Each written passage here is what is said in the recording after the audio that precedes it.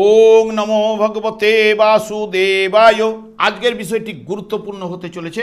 আমাদের এই বিশ্ব ব্রহ্মাণ্ডে দেবগুরু বৃহস্পতি গোচরে মিথুন রাশিতে 14ই মে প্রবেশ করতে চলেছে।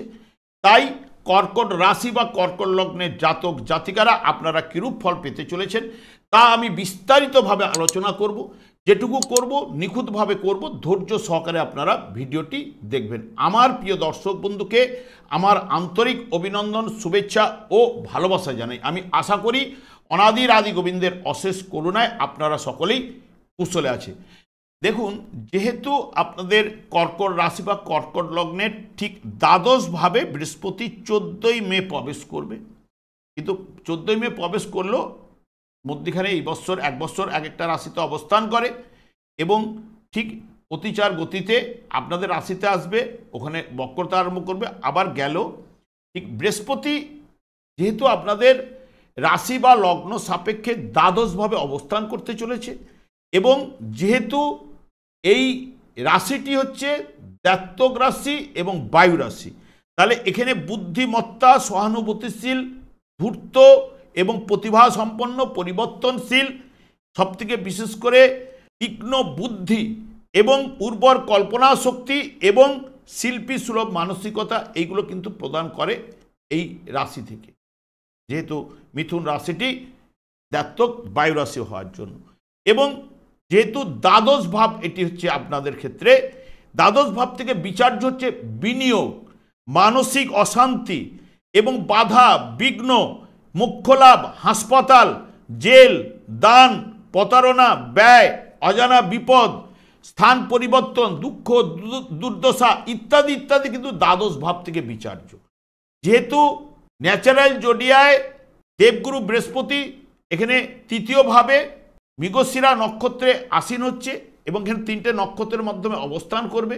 যেহেতু এটি বুধের ঘর, বুধের মধ্যে কি থাকে বিদ্যা বুদ্ধির কারক গ্রহ, সেই কারণে বুধের দ্বারা পরিচালিত হবে এবং লেখালেখি, ল এবং অঙ্কন, কম্পিউটার ইত্যাদির উপর প্রভাব কিন্তু এনে দেবে। মৃগশিরা নক্ষত্রে থাকার জন্য তখন মঙ্গলযুক্ত হবে, কম্পিউটার উপর কাজকর্মের তৎপরতা বৃদ্ধি এবং খেলাধুলার উপর দক্ষতা বাড়বে।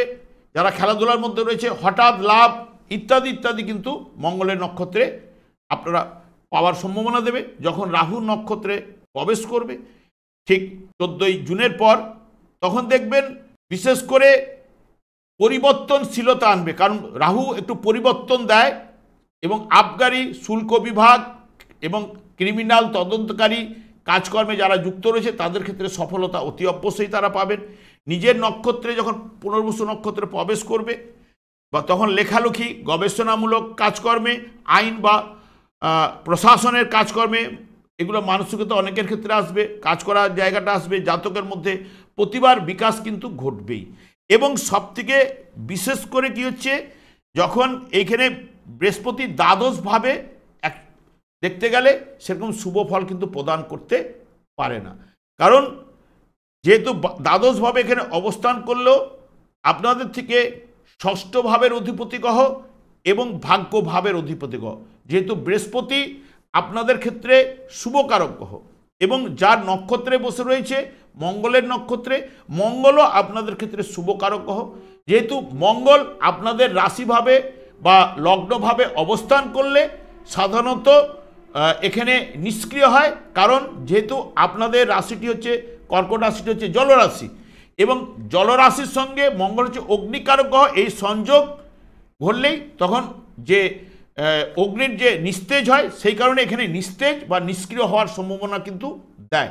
তাহলে মঙ্গলও শুভকারক গ্রহ, সেও কিন্তু আপনাদের রাশি বা লগ্নভাবে বসে থাকার জন্য এখানে নিচস্থ বা নিষ্ক্রিয় এবং বৃহস্পতিও আপনাদের ক্ষেত্রে শুভকারক গ্রহ, সেই বৃহস্পতি আপনাদের ক্ষেত্রে দ্বাদশভাবে গোচরে অবস্থান করার জন্য যে পুরো মাত্রায় শুভফল এরা দুজন এনে দিতে পারবে তা কিন্তু নয়। এখানে বিশেষ ক্ষেত্রে এই জায়গায় অহংকারী, ভাগ্যহীন, অলস করে দেয়, শোক, তাপ এবং মানসিক যন্ত্রণা এবং নানান দিক দিয়ে আশঙ্কা, শত্রুর দ্বারা ক্লেশ, ক্লান্তিবোধ এবং আত্মীয় বিচ্ছেদ, ব্যবসা বাণিজ্যে মন্দা চলা ইত্যাদি ইত্যাদি এইগুলো কিন্তু নিয়ে আসার সম্ভাবনা কিন্তু দেবেই।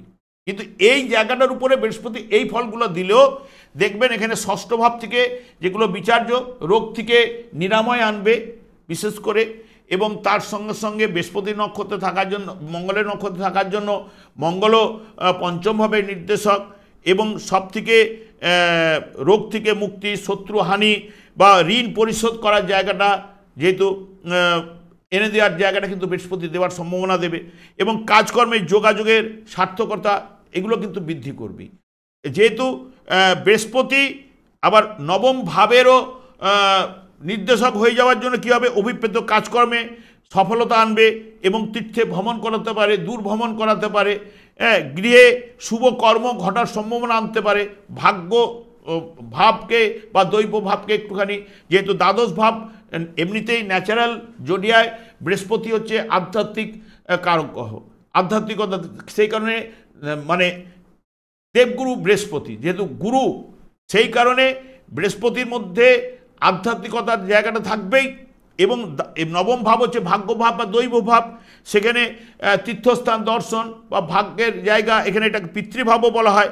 দেখবেন এই জায়গায় থাকার জন্য পিতার স্থাবর সম্পত্তি বা বাহন লাভের জায়গাটা কিন্তু আনবে, যেহেতু নবম ভাব থেকে এই জায়গাটা হয়ে যাবে, এখানটা হয়ে যাবে তার চতুর্থ ভাব, নবম ভাবে চতুর্থ ভাব, তাহলে এখানে স্থাবর সম্পত্তি, বাহন লাভ ইত্যাদি, মানে যানবাহন লাভ, এগুলো পিতার দিক দিয়ে হওয়ার সম্ভাবনা, এবং সব থেকে স্বামী বা স্ত্রীর অসুস্থতা এই জায়গাটা আনতে পারে, বা মামলা মকদ্দমায় জড়িয়ে যাওয়ার নির্দেশক কিন্তু এই বৃহস্পতি এখানে দেয়, যেহেতু বৃহস্পতি আইনের কারক গ্রহ। এই জায়গাটায় স্বামী স্ত্রীর মধ্যে যদি ঝঞ্ঝট ঝামেলা হয়, অনেক সময় কিন্তু আইনেও কিন্তু জড়িয়ে যাওয়ার সম্ভাবনা দিতে পারে, এবং প্রথম সন্তানের বিপদ কিন্তু আসবার সম্ভাবনা এটাও কিন্তু দিয়ে থাকে এই জায়গায় বৃহস্পতি প্রবেশ করার সঙ্গে সঙ্গে, এবং ছোট ভাইয়ের কর্মলাভটা কিন্তু এনে দেয়। ছোট ভাই বোন যারা থাকবে তাদের ক্ষেত্রে বৃহস্পতি আপনার দ্বাদশভাবে থাকার জন্য তাদের ক্ষেত্রে উন্নতি, সফলতা এই জায়গাটা কিন্তু আনবেই। এই জায়গাগুলো ফল পাওয়ার সম্ভাবনা দেয়। তবে বিশেষ করে যেই জায়গাগুলোর উপরে বৃহস্পতি দৃষ্টি দিচ্ছে, দেখুন আপনাদের চতুর্থ ভাব সুখভাবের উপরে দৃষ্টি দেবে। এই সুখভাবের উপরে যখন দৃষ্টি দেবে তখন কিন্তু অনেকটাই পজিটিভ রেজাল্ট অতি অবশ্যই কিন্তু আপনাদের এনে দেবে। তার সঙ্গে সঙ্গে অষ্টম ভাবে আবার দৃষ্টি দেবে। অষ্টম ভাব থেকে অপ্রত্যাশিত অর্থ বা মৃত ব্যক্তির সম্পত্তি বা এইগুলো কিন্তু লাভ করায়, বা ফাটকা লটারি, যেহেতু মঙ্গলের নক্ষত্রে থাকার জন্য ফাটকা লটারি শেয়ার ইত্যাদি ইত্যাদি এই জায়গাগুলোতে দিতে পারে। তবে মঙ্গল এখানে দুর্বল রয়েছে। যাদের জন্মকালীন যদি মঙ্গল সবল থাকে বা তুঙ্গস্থ স্থানে যদি অবস্থান করে থাকে, তাহলে কিন্তু পজিটিভ রেজাল্ট তাদের ক্ষেত্রে এই সময় কিছুটা হলেও পাবে। পুরো মাত্রায় যে অশুভ ফল নিষ্ক্রিয় থাকার জন্য পাবে তা নয়।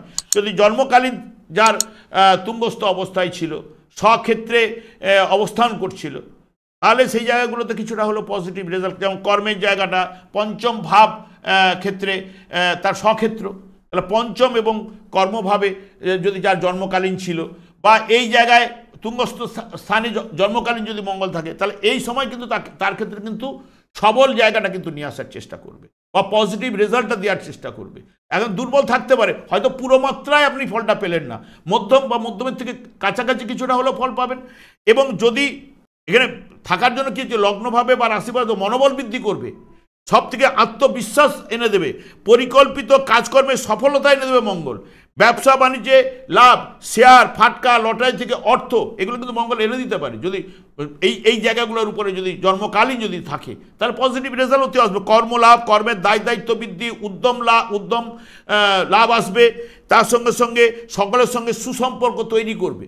পুরো মাত্রায় মঙ্গল এখানে নিষ্ক্রিয় থাকলেও কি হচ্ছে, জন্মকালীন যদি শুভ থাকে, তার জন্মকালীন শুভ জায়গাটা দৃষ্টি দিচ্ছে, কারণ তার নিজের ঘরের উপরে দৃষ্টি না দিলেও নিজের ঘরের সঙ্গে যুক্ত হচ্ছে, তাহলে এখানে সেই সাপেক্ষে দেখুন এইখানে যদি থাকে তা সেই সাপেক্ষে চতুর্থভাবে থাকবে, এখানে যদি থাকে সেই সাপেক্ষে আপনার নবমভাবে থাকছে, এইখানে থাকলে তুঙ্গস্থ অবস্থায় থাকছে, তাহলে মঙ্গল এখানে আপনাদের ক্ষেত্রে যদি যাদের ক্ষেত্রে দেখবেন এই জায়গাগুলো মঙ্গল আছে, তাদের ক্ষেত্রে পজিটিভ রেজাল্ট অতি অবশ্যই কিন্তু আনবে, শুভ রেজাল্ট মঙ্গল এনে দিতে পারবে। এবং যেহেতু মঙ্গলের নক্ষত্রের পরের এখানে সবথেকে বিশেষ করে আপনারা ফল পাবেন দেখবেন ঠিক 6/6 থেকে 14/6 এই তারিখের মধ্যে ভালো ফলগুলো অনেকের ক্ষেত্রে আনবে। তবে দশা অন্তর্দশা পারমিট করতে হবে, ধরুন মঙ্গলের দশা বা বৃহস্পতির দশা বা অন্তর্দশা, কারণ দশা অন্তর্দশা পারমিট না করলে পুরো মাত্রায় যে সুফলটা পাবেন তা কিন্তু নয়। বা যারা অশুভ থাকলে যে পুরো মাত্রায় যে অশুভ রেজাল্টটা পাবেন তা নয়।